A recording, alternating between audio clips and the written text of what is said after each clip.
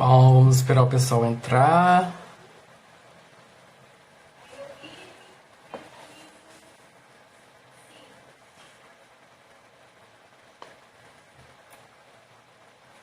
Oi, Caio.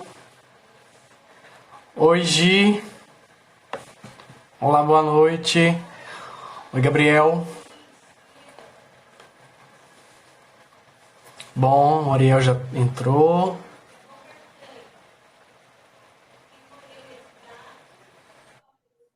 Bom, gente, então, o pessoal que está entrando aí, nós vamos fazer um bate-papo hoje.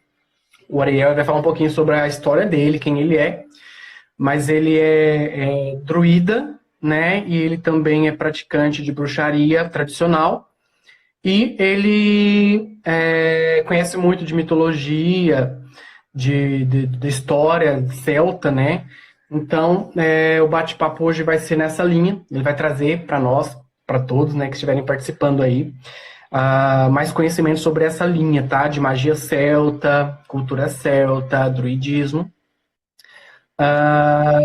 E, assim, a gente está tomando todas as providências para o vídeo ficar gravado, vai para o IGTV, para o meu IGTV. Eu vou mandar o vídeo para ele depois, para ele também colocar no IGTV dele.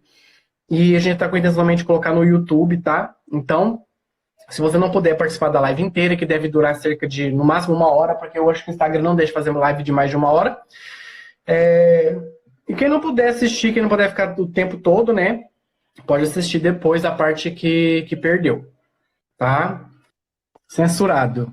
Oi? Meu olhar é censurado porque ele é Yes! apaixonante. Consegui! Apareceu! Oh, maravilha! Vou Oi. tirar até o efeito aqui. Aí. Posicionar aqui certinho aqui. Yes, beleza, agora foi. Agora foi. Então, já se consegui. apresenta aí. Oi? Agora foi.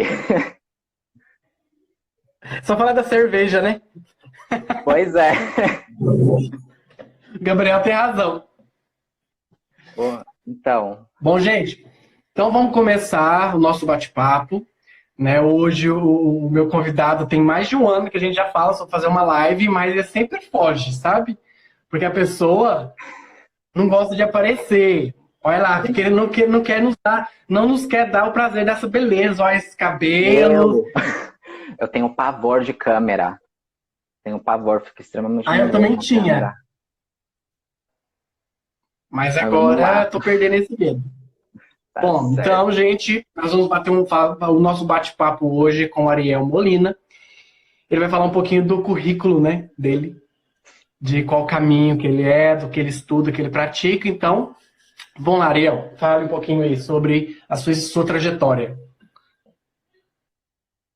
Então, Oi, Ana. Beijo, Ana. Saudades, Ana. olá pessoal, Vai olá lá. a todos, a todas, a todes. Eu comecei a me interessar por magia desde criança, né? Desde criança eu tinha um fascínio por questão de artes oraculares e por magia, mas assim, eu fui começar a estudar mesmo com 14 anos de idade, que eu comecei a estudar bruxaria. E, opa, caiu. E aí eu comecei a estudar bruxaria com 14 anos de idade, mas antes era, tipo, eu fazia as coisas como se fosse brincadeira de criança. E aí, quando eu comecei a estudar, eu comecei a reparar sobre certas práticas que eu tinha, né? Que pra mim era pura brincadeira de criança. E aí eu comecei a estudar sobre bruxaria, com 14 anos de idade. Aí, quando eu tinha 21 anos, eu entrei para a Ordem Druídica Ramo de Carvalho. Foi lá que foi o meu berço, né, no druidismo. E hoje estamos aí, né? Eu sou praticante de bruxaria tradicional. E sou druidista, eu sou membro do Carceio e também do Fitness Mediumship. E basicamente isso. Bom, a intenção do nosso papo hoje, né, para a galera entender, conversei com o Ariel, e a gente sempre conversava nos nossos bate-papos sobre uma tendência que o pessoal tem de falar que tudo que é diferente é celta, né? O celta, porque na verdade pela terminologia, pela etimologia da palavra, seria celtas ou célticos, né? E não celtas. Mas popularizou no Brasil como celtas, e celtas, tá certo também, não tá errado. E a gente tem uma maneira de ver tanta informação, tanto na TV, séries, filmes, e o pessoal fala tudo que é tudo celta. E eu queria que o Ariel falasse um pouco sobre essas questões, sobre esse processo. O que é, né, ser um celta, um pouco da cultura celta, da mitologia, o que é ser também, para começar. Por aí, vamos falar sobre o celta, depois a gente vai entrar no druidismo. Então, as pessoas elas falam muito sobre os celtas e tudo mais, coloca celta em tudo, né? Celta vende a rodo. Só colocar curso de magia celta, curso de oráculo celta, curso de não sei o que celta. Muitas vezes essas pessoas... Tem reiki celta também, viu?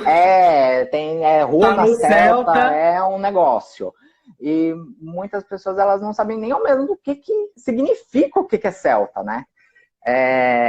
Então, assim, os celtas eram... Na verdade, eles não eram um povo, eles eram vários povos, né? Que a gente chama eles de celtas, né? É mais pela linguística e pela cultura. Os celtas, eles eram povos que eram falantes de línguas célticas. Então, o gaélico, o galês, o gaulês, o goidélico e outras línguas que são consideradas célticas, que vieram de uma raiz indo-europeia, esses povos que falavam uma dessas línguas, eles eram considerados celtas. E, além disso, eles tinham algumas similaridades entre a sua cultura, né? Entre os seus vários povos. Que quando a gente fala de celtas, não existe só um povo celta. Então, quando a gente fala dos povos gaélicos, a gente fala do povo da Irlanda, da Ilha de Man e da Escócia. Quando a gente fala dos bretões ou dos galeses, é o povo do País de Gales e das Ilhas Britânicas. Os gauleses eram um povo mais concentrado na região da França, norte da Itália, o sul da Alemanha. Chegou a pegar até mesmo parte da Espanha também, Bélgica e Suíça, né? E os celtibéricos mais na Península Ibérica. Mas, assim, como pode ver, já não existe um povo celta, existiam vários povos celtas que falavam alguma dessas línguas célticas. Mas, enfim, o que esses povos eles tinham, assim, similaridade assim, cultural e social mesmo, né? Primeiro que os povos celtas eles eram um povo que viviam na Idade do Bronze, até a dominação dos romanos na Antiguidade. Então, assim, a gente pratica uma espiritualidade baseada nessas antigas religiões, né? Nessa antiga cultura. A gente busca através de documentos históricos e através da arqueologia, através da mitologia, a gente vai tendo aí uma base para a gente poder estruturar a nossa religião como ela é hoje. A gente não pratica exatamente o que os celtas faziam lá na Antiguidade, né? Mas a gente tem aí uma base, a gente usa eles de, digamos assim, inspiração para as nossas práticas atuais. Né? Deixa eu só fazer um adendo, que assim, pode até ser que encontre, e eu já ouvi falar, eu estava conversando esses dias com um amigo, e nós entramos nesse assunto sobre que essa impossibilidade, não que seja completamente impossível, mas assim, nós temos recursos limitados para praticar as coisas como eram praticadas exatamente há 500, 300, 200 anos atrás. Uhum. Nós estamos num outro nível cultural, num outro nível de consciência, e muitos recursos que existiam naquela época hoje não existem. Uhum. Existe o reconstrucionismo aí, que vem assim com uma linha, tem o reconstrucionismo espiritualista, que traz a religião, que revive a religião, e tem o reconstrucionismo, se não me engano, cultural, que as pessoas se vestem, querem seguir à risca o que se fazia no passado. Esse cultural, por exemplo, não tem cunho. A pessoa pode ser do reconstrucionismo religioso ou não, mas esse não tem a ver com religião. É um reconstrucionismo cultural daquele povo, daquela galera lá. Então parece que o pessoal está falando que tem um pessoal viking, acho que até aqui em São Paulo mesmo. Enfim, a maioria das tradições, das religiões, qualquer linha espiritualista, seja qual for, é muito difícil de se reviver e de se praticar tudo que se praticava antigamente, né? Uhum. É só para entender.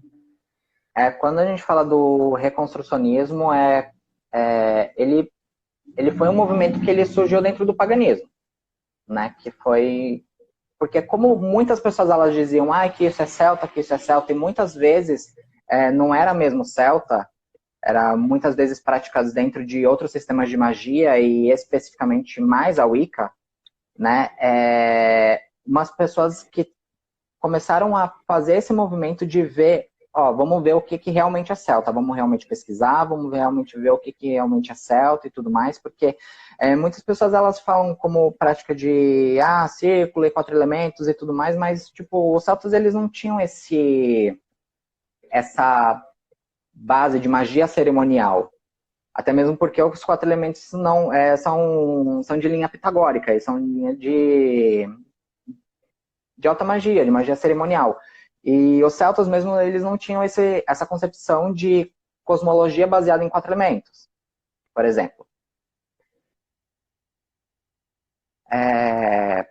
Também alguns equívocos aí que as pessoas elas têm em relação aos celtas e, como eu tinha dito, é só colocar celta que vende fácil, né? Mas, na verdade, os povos celtas, eles eram, como eu disse, eram vários povos e que tinham essas similaridades entre similaridades culturais e similaridades de crenças também.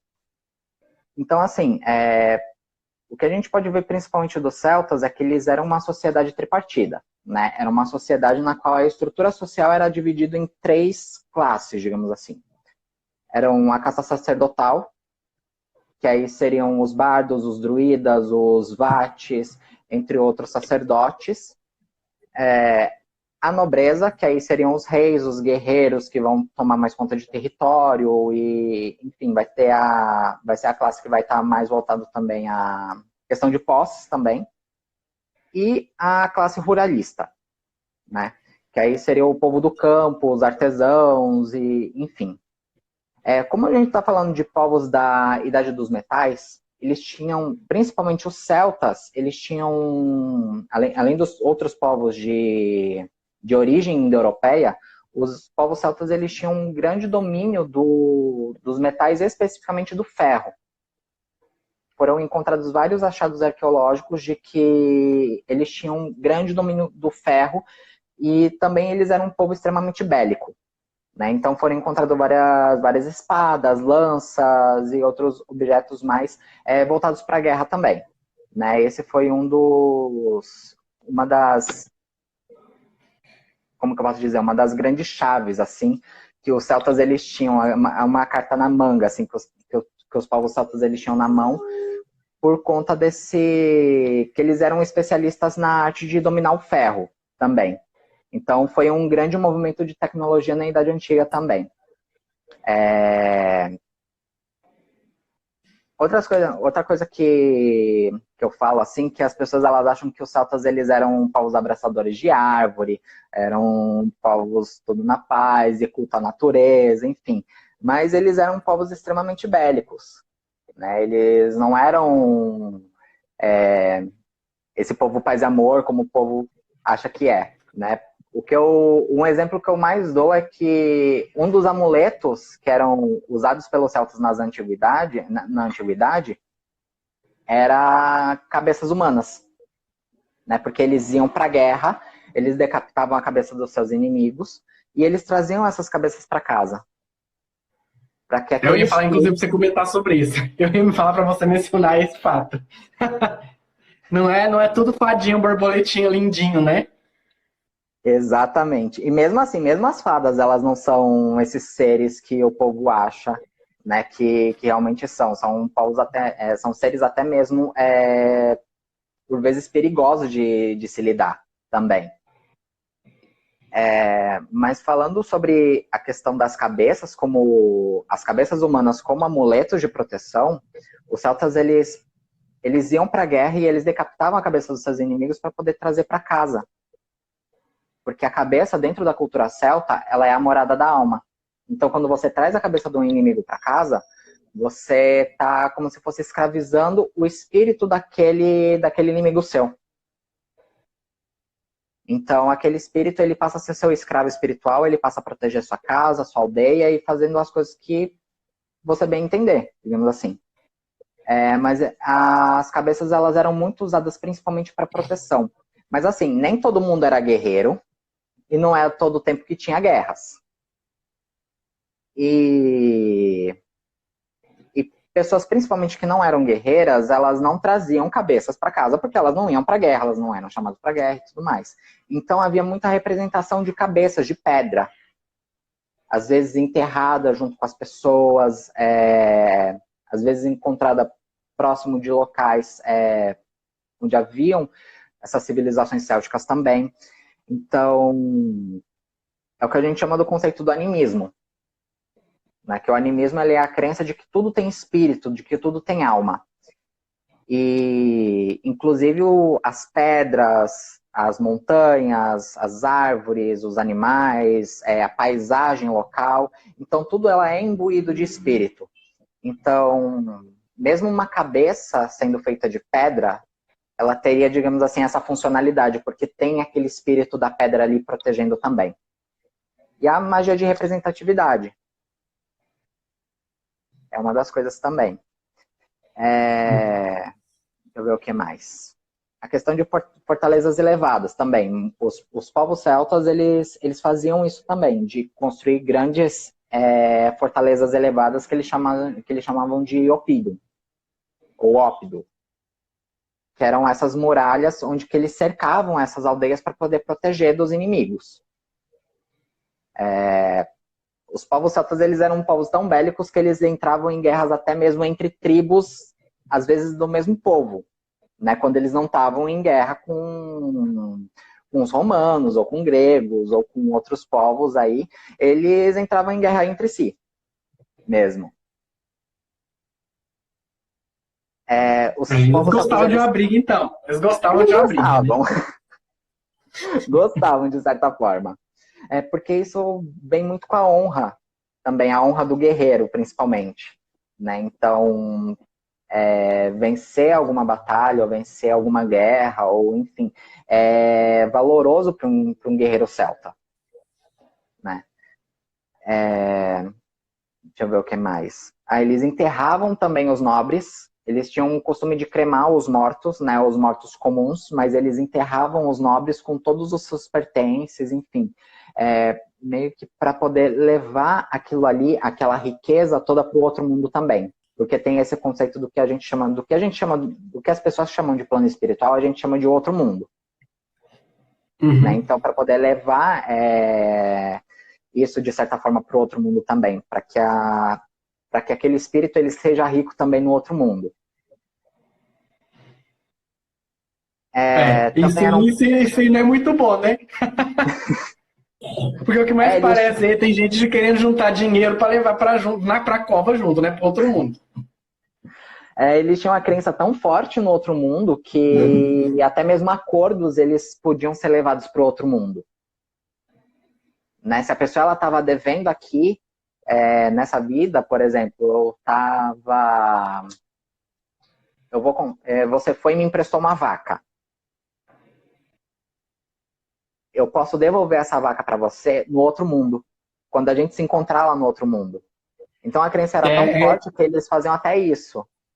É como se fosse um prolongamento da vida aqui, desse mundo. Sim, exatamente. Interessante. E eles também tinham um grande domínio sobre a fabricação de bebidas fermentadas, principalmente hidromel e a cerveja. Cerveja principalmente.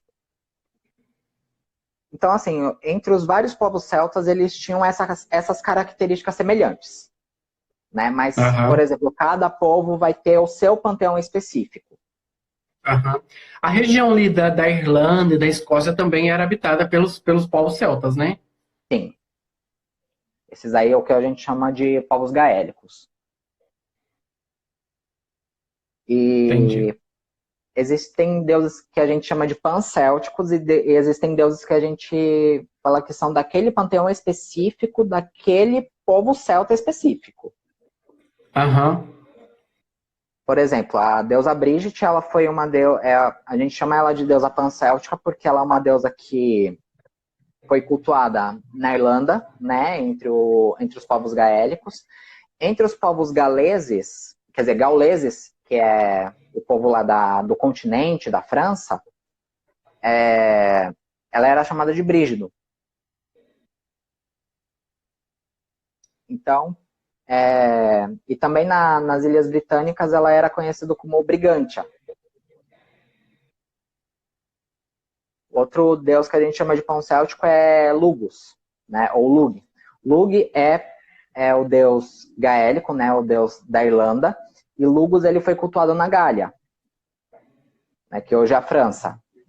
Então existem esses deuses que eles são pancélticos, que eles eram cultuados entre vários povos celtas, mas existem deuses que eles eram cultuados apenas por um povo celta específico. E nem, por exemplo, a Caila. A Caila, que ela é a deusa do inverno, ela era especificamente uma deusa gaélica.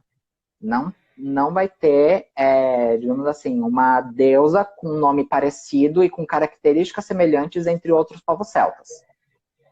Entendi. E Cernunnos? Cernunnos, ele é um deus especificamente da Gália. É porque eu acho que, assim, principalmente pela difusão da Wicca, o que ficou mais famoso foi Cernunnos, né? Sim. E aí logo já pensa, Cernunnos é um deus celta, então automaticamente a gente engloba ele para todos esses povos aí. Sim, mas não, ele era então especificamente da Gália, que é essa região da França, norte da Itália. Sim. França, Bélgica, Suíça, norte da Itália, sul da Alemanha e parte da Espanha também. Esses aí são os gauleses, né, o povo da Gália. Mas o Cernunnos, ele era um deus especificamente dos gauleses. Né? Ele não era um deus de outros povos celtas. Né? E por isso que eu falei que quando as pessoas elas falam sobre os celtas, a maioria das pessoas acha que os celtas eles eram um povo só. Então acha que o Dagda, o Cernunnos, o Taranis, a Tégina e outros deuses eram um balaio só, e não era. Não é?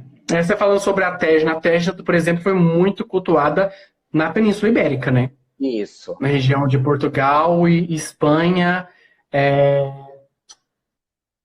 no País Basco, né?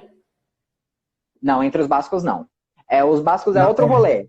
Eles estão ali naquele meio, mas eles não têm ligação nem com os indo-europeus.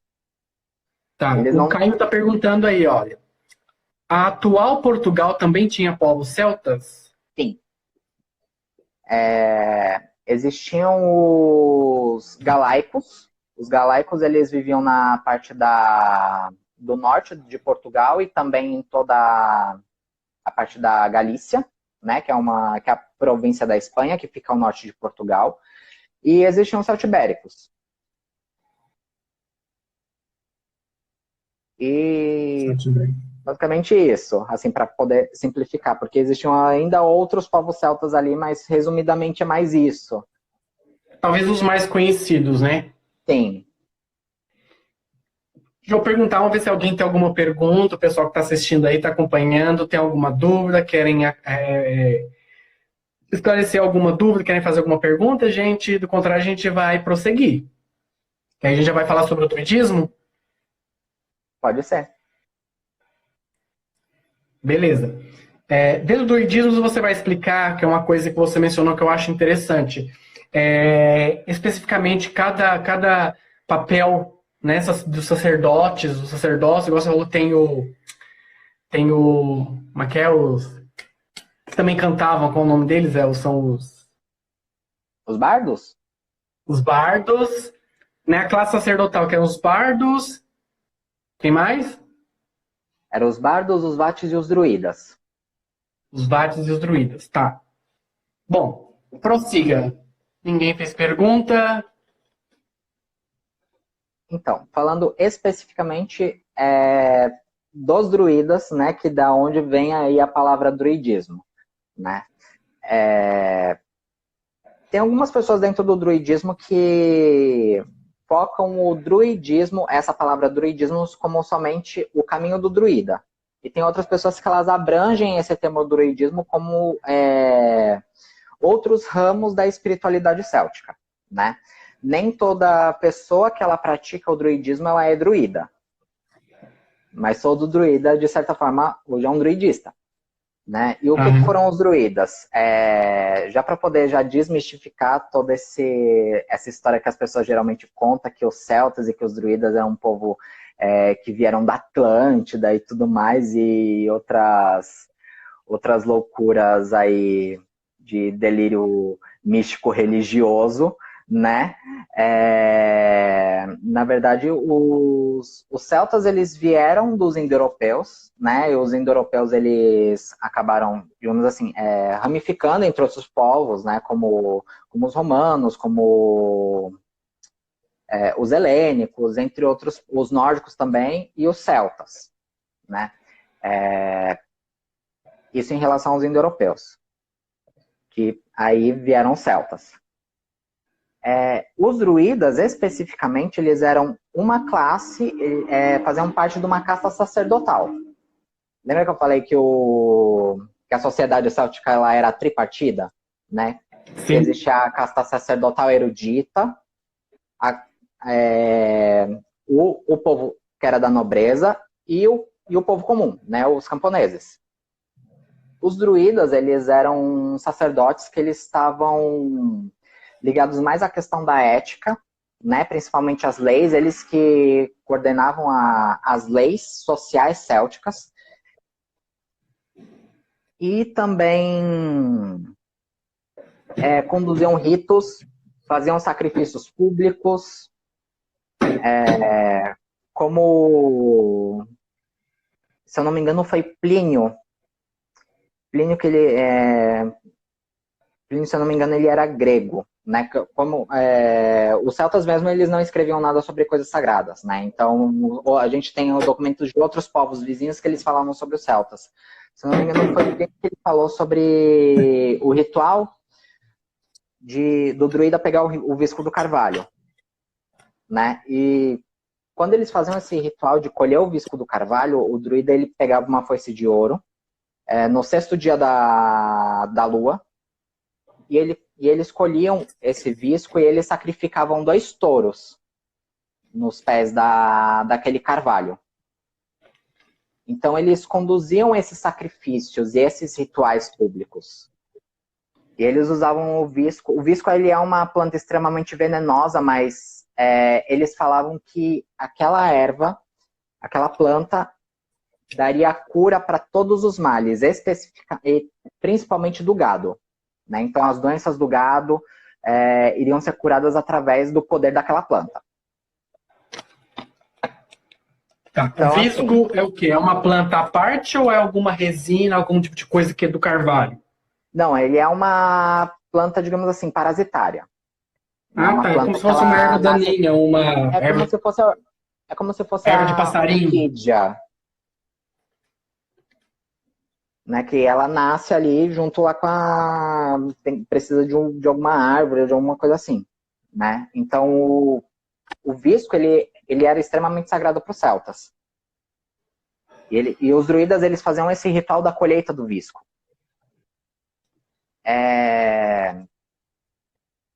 E assim, além de fazer esses sacrifícios públicos, de coordenar as leis também, porque quando tinha algum julgamento, alguma coisa, eram os druidas que julgavam. Eles faziam também acordos de paz entre as tribos, mas eles também ditavam, digamos assim, quando que ia começar uma guerra também. E eles eram responsáveis também pelo domínio da magia. Além deles serem astrólogos, professores também, porque eles ensinavam também o conhecimento sacerdotal para as outras pessoas, então eles eram professores. E, basicamente, esses daí seriam os druidas. Certo. Os Vates, Ele eles então. são... Aham. Oi? Não, Oi, pode pode falar. falar. Ah, tá. Não. Os Vates, eles são videntes, né? Pela própria palavra Vate, que significa profeta. Mas eles também são pessoas que elas são encarregadas de fazerem ofícios ritualísticos e principalmente oferendas. E também acesso ao outro mundo. E os Vates também têm o conhecimento da filosofia natural, assim como os druidas. Entendi. E o termo druida, ele tem algum significado etimológico? Então, a palavra druida significa possuidor de conhecimento, ou conhecimento firme. Uhum. O Plínio, quando ele foi para Gália para ver como que era, digamos assim, os celtas lá da Gália e tudo mais, enfim, ele falou que os druidas, que a palavra druida significa aquele que possui o conhecimento do carvalho. Porque a palavra druis, não é druis, se eu não me engano, significa carvalho em grego. Então ele mesmo associou a palavra grega, né, ao carvalho e como eles faziam rituais no carvalho também. Então o Plínio ele associou, mas dentro da palavra mesmo, druida, não tem essa correlação. É mais como conhecimento firme, ou como sábio, ou alguma coisa assim, mas nesse sentido mesmo. Uhum.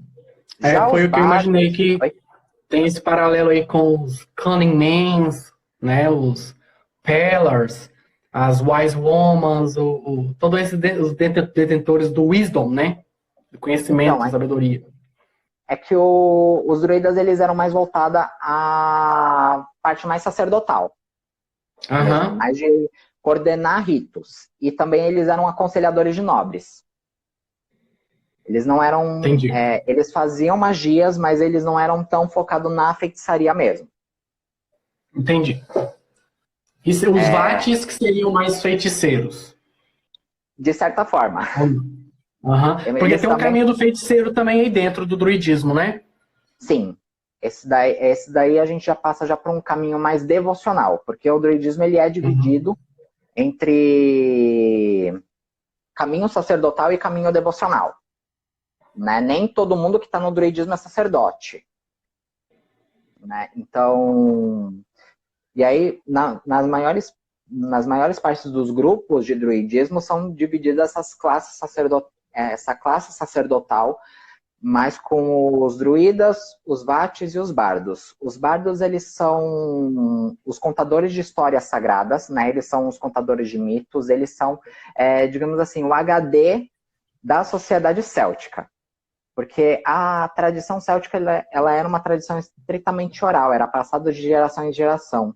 Os druidas, E por isso até eles não por isso é escreviam. difícil de fazer de viver o que realmente eles faziam, porque pode, com certeza, muita coisa deve ter se perdido, infelizmente, e não tem Uhum. como acessar, a não ser através de contatos com outro mundo, com antepassados que podem trazer, resgatar, de alguma forma, assim, certo conhecimento. Mas, se for confiar apenas na transmissão, como ela era feita oral, muita coisa pode ter se perdido. E para você reviver isso, reconstruir isso, é complicado, né?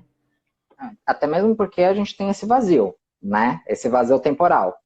Porque os celtas, eles acabaram lá com os romanos. Né? Os romanos, eles acabaram com as civilizações dos celtas e eles dominaram lá. Né? Eles romanizaram aqueles povos. Então, como os povos, eles não são, tipo, por questão de genética ou por questão de sangue, mas por uma questão principalmente cultural e de idioma também, né? É isso que caracteriza um povo e não pela sua genética. Então, quando aqueles povos eles foram romanizados, então já acabou lá os celtas, digamos assim. Então, assim, a maioria desses grupos de druidismo, eles dividem mais os caminhos sacerdotais, né, entre vates, bardos e druidas. Os druidas, eles, além de serem contadores de história, né, eles passarem a tradição para frente, eles eram encarregados pelos cânticos sagrados, né? Pelos cânticos ritualísticos também. Então, basicamente, isso daí seria uma função, né, dessas 3 classes sacerdotais. E aí os caminhos devocionais é como se fosse assim, a religião do povo mesmo. Porque mesmo nas religiões que são mais... onde tem mais pessoas, onde tem mais adeptos, por exemplo, como o catolicismo.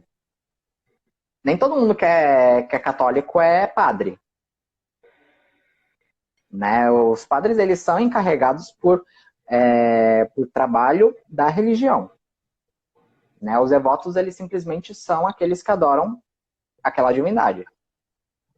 Né? E assim é no druidismo também. Né? É que a gente tem esses caminhos, dividido entre esse caminho devocional e esse caminho sacerdotal. Entendi, interessante. Você falou uma coisa que é interessante também. Você falou que a sociedade celta, ela é tripartida, né? Tanto que o número 3 ele é muito importante, né, para vocês. Tem os Exatamente. símbolos, a Triskel, o Triskelion, e vários símbolos trazem muito essa presença do número 3, os 3 reinos. Fala um pouquinho Exatamente. sobre isso para nós. Então, já para poder desmistificar sobre coisas que as pessoas elas falam que são celtas e que os celtas faziam, né? As pessoas falam que o número 3 para os celtas ele era sagrado por conta das 3 faces da deusa. Não.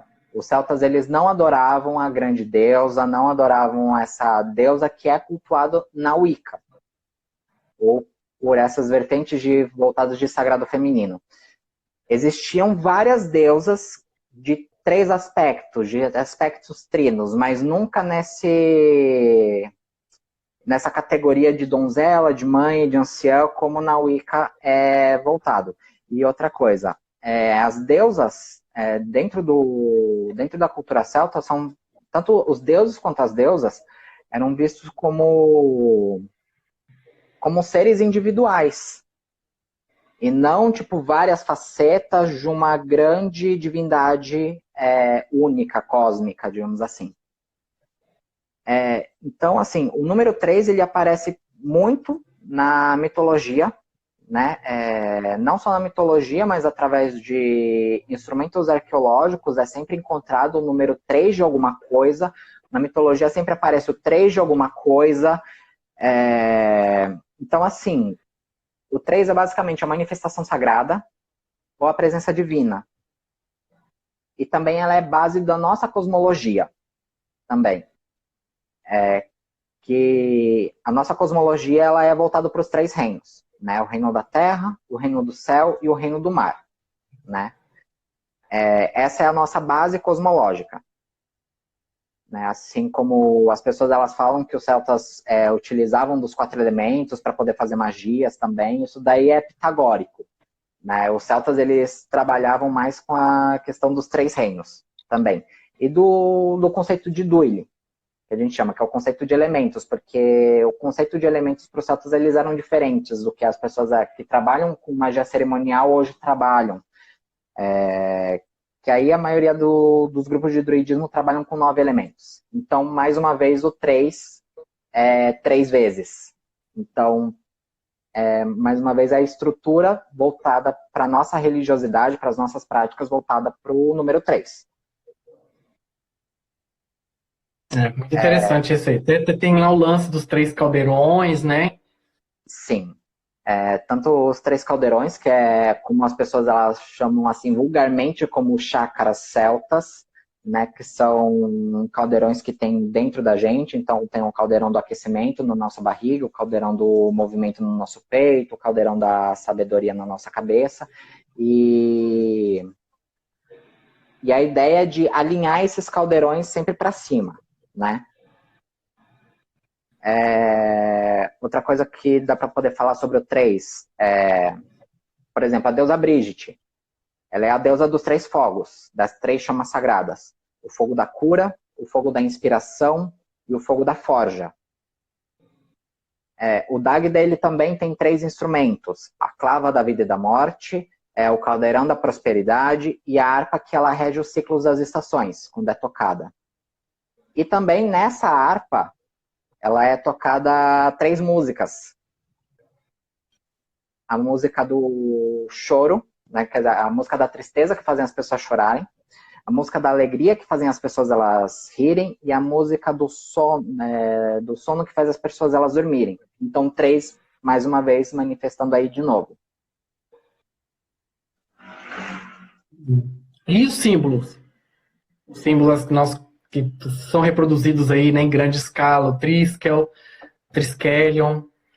Então, o Triskel, ele é sagrado para o druidismo, ele é um símbolo do druidismo, porque as espirais, elas são sagradas para os celtas, né? Então, é a representação de 3 espirais, que para a gente é um pequeno símbolo representando aí os 3 reinos, né? O reino da terra, o reino do céu e o reino do mar. Muito legal. O que mais você anotou aí para falar para nós? Vamos lá. Sobre as crenças semelhantes entre os celtas, né? Que era o povo, que os povos celtas, eles tinham uma religião voltada, quer dizer, eles eram voltados a crenças pagãs, politeístas, né? E não duoteísta que nem tem na Wicca, né? Que adora um deus e uma deusa. Como eu disse, os deuses eles eram vistos como seres completamente individuais, não como partes de uma mesma divindade. A crença no animismo, como eu disse, é a questão da representação das cabeças de pedra, né? Então, mas principalmente a veneração da natureza com grandes montes, que eram vistos como o monte que as pessoas elas chamam de Monte das Fadas ou Monte Xi, que são montes encantados que dá acesso a outro mundo, são essas colinas. Também há árvores, há focos d'água, como poços, lagos, rios também, e o próprio mar, que é a própria manifestação do outro mundo. Pedras, entre a paisagem local mesmo. Então, os celtas eles acreditavam muito que em certos locais haviam espíritos que eles poderiam conceder certas bênçãos. Né? Por exemplo, até hoje no templo de Kildare, na igreja de Kildare, que é uma igreja lá na Irlanda, que é a igreja da Santa Brígida, que foi a deusa Brigitte que foi canonizada santa, até hoje lá existe um poço, que é o poço de Brigitte, que as pessoas elas usam aquela água daquele poço para poder fazer processos de cura. Eles acreditam que tanto a santa quanto a deusa poderia ajudar na cura, porque aquele poço ele é o poço da própria deusa da cura, ou da própria santa da cura. Interessante. O totemismo, né, o auxílio de forças animais, isso a gente vê muito forte nos mitos, até porque tem deuses que eles são associados a animais e deuses que eles se transformam em animais também. E também tribos que eles tinham nomes de animais, né? Algumas tribos elas tinham como nome de filhos do lobo, ou como os próprios lobos, enfim. Então o totemismo está muito forte na questão da cultura céltica. Até mesmo os torques, que são aqueles metais retorcidos, nas pontas dos torques, né, desses adereços celtas, alguns deles tinham representações de animais, para poder dar força para a batalha, ou para poder trazer alguma característica que aquele animal ele é associado. Então, por exemplo, mulheres que elas são mais donas de casa vão ter torques com cabeça de vaca, por conta da fertilidade. Os guerreiros eles vão ter torques com cabeças de cachorro, entre outros animais também. Então, o totemismo ele é extremamente forte entre as sociedades célticas. A crença no vaticínio, né, para grandes decisões, os celtas eles faziam consultas oraculares através dos vates ou através dos druidas, que é essa questão de adivinhação mesmo, através das nuvens, através dos pássaros, através do correr de uma lebre, e entre outras formas oraculares, mas era mais voltado à paisagem local mesmo, né? O uso oracular que a gente tem como o Ogan, que as pessoas elas falam que é o oráculo dos celtas, a gente não sabe exatamente se os celtas eles usavam aquele alfabeto como oráculo, né, da forma que a gente usa hoje. Né? Mas como as árvores elas são extremamente sagradas para os celtas e que o Ogan ele tem essa associação com as árvores, hoje a gente faz essa associação oracular também. E as pessoas elas fazem essa associação também porque falam que os druidas eles faziam previsões através das árvores. Então a gente usa também esse alfabeto como forma oracular para a gente poder ter aí esses presságios também. É igual as runas nórdicas, né? Que existem estudos que falam que primordialmente elas foram criadas como alfabeto, era para escrever, para se comunicar. E depois, posteriormente, que foram encontrados registros do uso delas como oráculo. O uso dela como, principalmente na magia, ela tá assim nos mitos. E assim, as pessoas elas fazem muito essa associação das runas com o Ogan, principalmente porque a gente usa o Ogan como forma oracular hoje, por elas serem um alfabeto, né? Mas as pessoas elas costumam confundir, falar que as runas são celtas e tudo mais, então assim, é uma mistura. Também a crença na magia, né? Não só a magia que era feita pelos druidas, mas também a magia que era feita também pelos povos do campo, que os povos do campo também tinham certo conhecimento da magia também, mas era uma magia mais folclórica, local, do que, enfim, algo voltado para algo mais devocional, de certa forma. Uhum. A Lígia está comentando aí, que é a nossa entendida aí do povo nórdico, ela fala que, inclusive, muitos historiadores refutam o uso oracular das runas, né? Não é um consenso. E em nome dos deuses, as runas não são celtas, né? Sim. Runas, inclusive o nome runas, ele só pode ser usado o pessoal que se apropriou, é uma apropriação. Exatamente. Né? É uma apropriação. Runa é um alfabeto nórdico. Não tem nada a ver com por isso celtas. chama runas. Não tem nada com celtas. E também o Ogan não é runas celtas. Exatamente. Ogan é Ogan, runa é runa.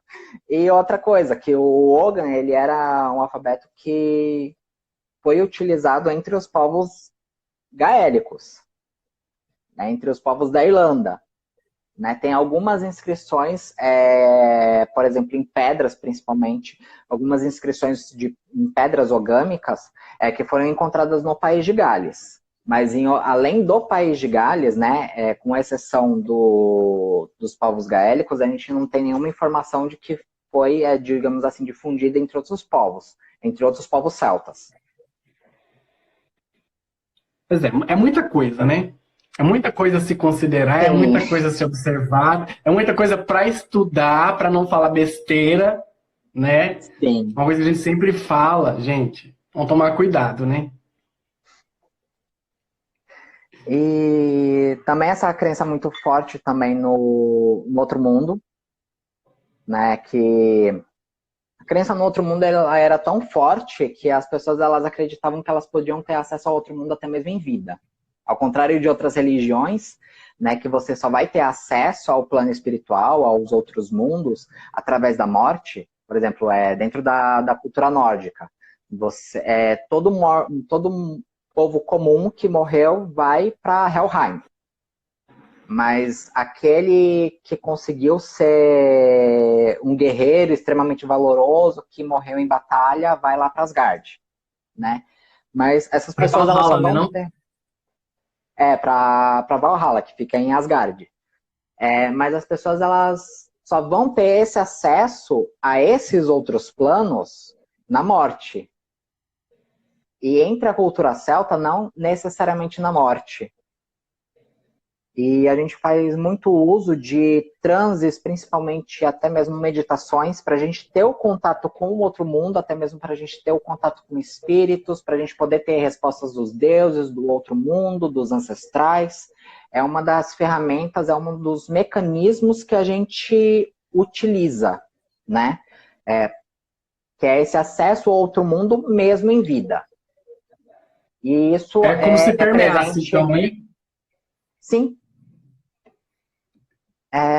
E isso é verificado até mesmo entre os mitos, entre os contos, as lendas de pessoas que elas... né? Basicamente é o processo de visualização que a gente faz para poder ter esse acesso ao outro mundo também. Ou através das remações, que eram chamadas de Inrama. Né? Principalmente que quem guia essas remações, né? Essas jornadas através do mar, é o deus Manana, que ele que é o deus do outro mundo, né? Ele que abre os portais para o outro mundo. Então, hoje, dentro do druidismo, a gente utiliza de certas visualizações e de certas inspirações através de mitos, de lendas, de contos que vieram desses povos, para a gente poder retomar, remontar algumas práticas também. O Gabriel está comentando aí para falar também dos festivais celtas. Isso é Tá uma certo. boa também. É outra coisa, é Não outro rolê. sei, vamos ver. Oi? É uma coisa que eu sempre falo a respeito dos festivais celtas, é que festival celta não é sabá. Aham. Soen não é sabá, Imbolc não é sabá, Beltane não é sabá, Lunassar não é sabá. Sabá é uma prática, uma reunião de bruxos e de bruxas. E isso é uma prática da bruxaria. Uhum. Deixa eu só ler aqui. O Caio mandou uma mensagem falando: acho bem interessante a hipótese histórica que já li sobre os aspectos de viagens ao outro mundo, das bruxarias na Itália serem derivações da cultura celta. Não só da Bacana, eu não Itália, sabia. aliás. Essa questão da Itália, das bruxas italianas terem esse acesso ao outro mundo, né, mesmo em vida, assim, né, dessa forma, não... pelo menos assim, eu não tinha, assim, esse conhecimento. Assim, eu sei que as bruxas, elas têm essa prática, assim, do transe, enfim, mas assim como, por exemplo, tem nos mitos celtas que as pessoas falam que elas vão em corpo mesmo para o outro mundo, né? Dentro das lendas, eu não sei, né? Eu posso estar falando besteira, né? Eu não conheço nada de estregoneria. Uma outra hora a gente põe a Sobre... Lígia ou o Caio para falar para a gente sobre estregoneria. Estregoneria. São os estregas, amigos nossos. O que eu tava falando a respeito da diferenciação entre os sabás e os festivais é que os sabás, eles são feitos pelas bruxas, né? São reuniões em que as bruxas, elas fazem para poder ter as suas práticas de bruxaria, né? Então, para poder fazer práticas oraculares, feitiçaria, fazer os seus transes, para poder fazer viagens ao outro mundo, suas magias também. Então, assim, e o sabá é qualquer reunião de bruxos, né? Uhum. Agora, os festivais celtas, eles não são sabás, né? Porque sabá é coisa de bruxaria e os festivais celtas são celebrações, né? Tem um caráter mais celebratório, mais de utilizar daquele momento para poder honrar aqueles deuses daquele período do ano, né? Daquela estação, para poder fazer oferendas, honras a eles e saber quais são as bênçãos que aqueles deuses podem estar trazendo de volta para aquele povo. Eram mais festivos, né? Era mais festivo, comemoração. Sim. Exatamente. É uma coisa mais festiva e é uma coisa mais voltada pro devocional, né? Já na bruxaria, as pessoas... A live vai acabar em 23 segundos. O Instagram já avisando aqui, porque não deixa passar.